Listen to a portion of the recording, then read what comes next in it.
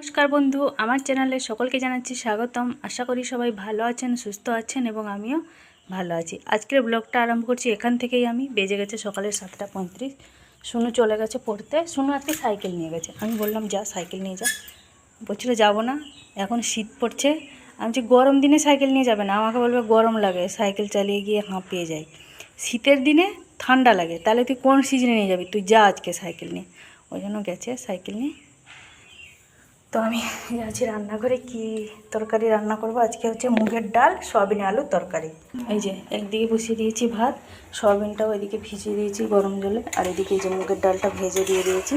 মুগের ডাল হবে, সয়াবিন আলুর তরকারি, এগুলো। আর কালকে সেই যে বাটি বসা রান্না করেছিলাম, একটুখানি রেখে দিয়েছি, তাহলে হয়ে যাবে আমাদের। সবার জন্য করবো, আবার আমাদের জন্য আলাদা করবো। ওই জন্য আমাদের জন্য মুগের ডাল আর সয়াবিনের তরকারি। আলু তরকারিটা একদম নিরামিষই করব।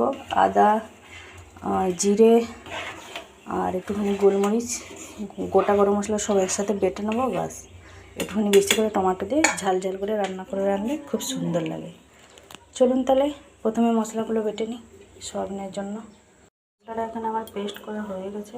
এদিকে সয়াবিনটাও ধুয়ে নিয়েছি। ডালটা এখনও সেদ্ধ হয়নি, মুগের ডালটা তো, যেহেতু মুগের ডালটা সেদ্ধ হতে একটুখানি সময় লাগে, একটুখানি না, খুবই ভালো সময় লাগে। আর এই যে এটা লালচে লালচে দেখাচ্ছে কেন, এর সাথে একটা টমেটো সব একসাথে পেস্ট করে নিয়েছি, ওই জন্য এভাবে লালচে লালচে দেখা যাচ্ছে।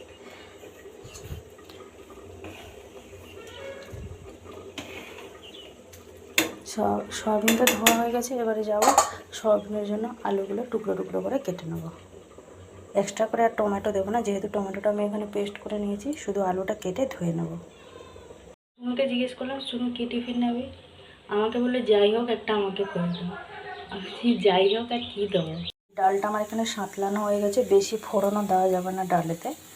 সুনু একদম তার বাবার মতন, বেশি ফোড়ন দিলে আবার ডালেতে খাওয়া যাবে না, মানে জিরে লঙ্কার ভাগটা বেশি হলে আবার খাবে না। ওই জন্য সামান্য একটু জিরে আর শুকনো লঙ্কা দিয়েছি দুটো। তার সাথে একটুখানি আমাদের ডালমা মশলা যে ছিল ওইটা দিয়ে সাঁতলে নিয়েছি। এবার ডালটা নিচে নামিয়ে রেখে সয়াবিন তরকারিটা রান্না করে নেব। ওই জন্য মাকে বললাম যাও দোকান থেকে একটা হরলিক্স বিস্কুট এনে দেবে, কারণ শুনো হরলিক্স বিস্কুট খেতে ভালোবাসে। এটা সেই বড়ো প্যাকেটটা কৌটোর মধ্যে ঢেলে রেখে দিয়েছি, সেই জন্য ওকে একটা 10 টাকা দামের ছোটো প্যাকেট দিয়ে দেবো। আর কিছু একটা নিয়ে আসতে বলেছি। মা বললো ঠিক আছে, আমি দোকান থেকে গিয়ে এনে দেবো। তাহলে আজকে আর টিফিনটা তৈরি করতে হবে না। যে রেডি আমার সয়াবিন আলুর তরকারি। বেজে গেছে 8:40। রান্নাবান্না সমস্ত কমপ্লিট। এই যে একদম সম্পূর্ণ নিরামিষ। এর মধ্যে একটুখানি যদি নারকেল দুধ দেওয়া হতো তাহলে আরও ভালো লাগতো, কিন্তু এই যে আমাদের শুনু খাবে না খাবে, ওই জন্য।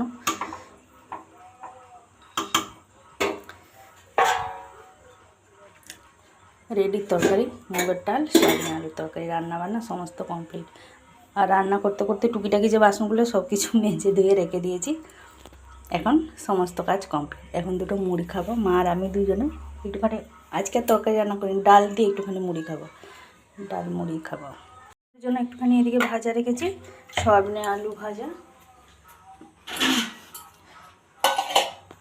কাজ জানেন তো, কালকে যেহেতু পূর্ণমী, কালকে তো এমনি শুকনো থাকবো।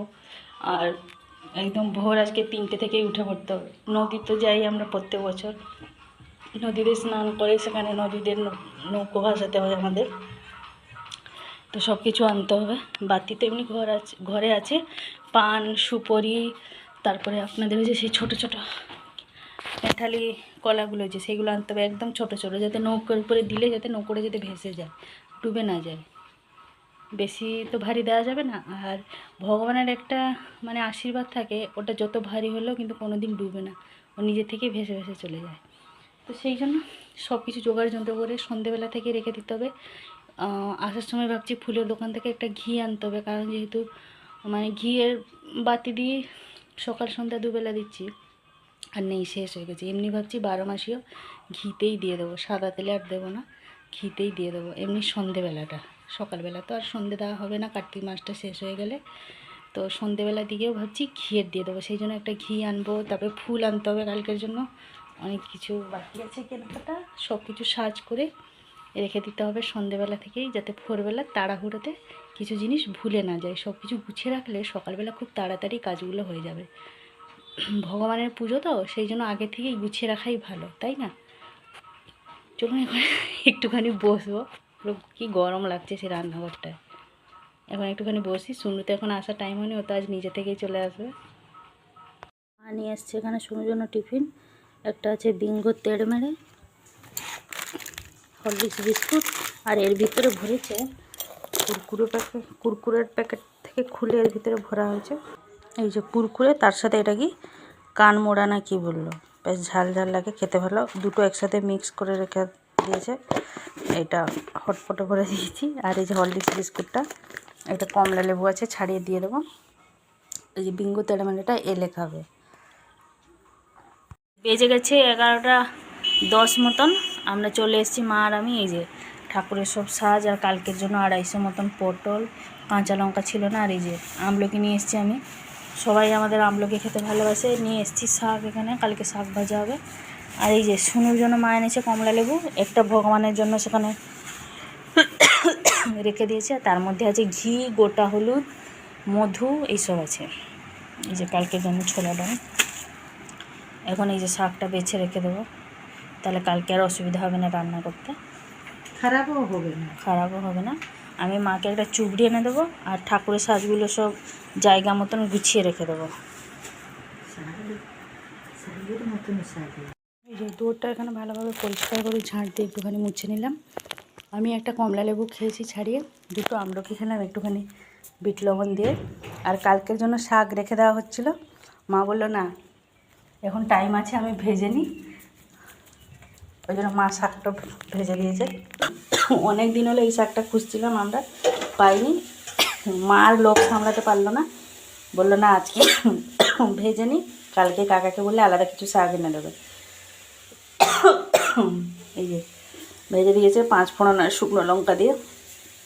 কালকেও মূলো শাক ভাজাটা এত সুন্দর লাগছিল, সত্যি পেঁয়াজ না পড়লে কী হলো, নিরামিষ তো শাকটা এত সুন্দর লাগছিলো, খুব সুন্দর লাগছিলো। কালকে শাকটাও ছিল দারুণ, সেই জন্য আজকে আর বলছে না, একবার বলছে ভাজবো, খাবি, আমি বলছি ভাজো, ভেজে নিলাম, ভালোই হলো। এবার চলে যাব ঘরে। যখনই আমলকি খাবেন দেখবেন দিয়ে মুখটা কীরকম একটা লাগে, কীরকম একটা আমি টকও এই না, একটা খার মতন টাইপের লাগে মুখটা। খেয়ে নিয়েছি, ভালো লাগে আমাকে আমলকি খেতে, এই জন্য খেয়ে নিয়েছি দুটো বিট লবণ দিয়ে। চলুন এবার একটুখানি ঘরের ভিতরে গিয়ে বসবো। আপাতত এখন আর কোনো কাজ নেই, সে 2:45 শুনুদের ছুটি, আবার শুনুর বিকালে পড়া আছে। এখন বাজে 11:15, এখন একটুখানি রেস্ট পাবো। এই যে বেজে গেছে 2:55, শুনুকে স্কুল থেকে নিয়ে চলে এসেছি, ওদের 2:45 ছুটি ছিল। দুপুরবেলা এদিকে সমস্ত খাওয়া দাওয়া কমপ্লিট হয়ে বাসন মেজে রেখে সব গেছিলাম। এখন আবার শুনুকে টিউশনে নিয়ে যাব, 3টের সময় টিউশন বলেছে, ও এখন জাস্ট স্কুল থেকে এলো, একটুখানি কিছু খাওয়া দাওয়া করে তারপরে যাবে। আমি সাইকেলে দিয়ে আসবো, ওই জন্য সাইকেলটা ওখানে নিচে রেখেছি, ওই জন্য ড্রেসটা চেঞ্জ করবো না, ওই ড্রেসটাই পরে দিয়ে আসবো। এলে তারপরে এদিকে বাকি কাজগুলো করবো, সন্ধ্যের কাজগুলো। শুনুকে এখানে ডাল দিয়ে ভাতটা চটকে দিয়েছি, আর এদিকে আসার সময় ওর জন্য 2টো পকোড়া এনেছিলাম, আসার সময় না যাওয়ার সময় কিনে নিয়েছিলাম, আসার সময় আর দাঁড়াইনি, নিয়ে চলে এসেছি। ওই একটাই যে ভেজে দিয়েছি, যেহেতু এখন বাড়িতে নিরামিষে হচ্ছে, শুনুর খাওয়ার খুব অসুবিধা, এই জন্য এখন একটা খেয়ে যাচ্ছে ডাল ভাত আর পকোড়া দিয়ে, আর একটা রেখে দিয়েছি, এলে রাত্রিবেলা রুটির সাথে খাবে। খেয়ে দিয়ে 3:30টার সময় টিউশন যাবে।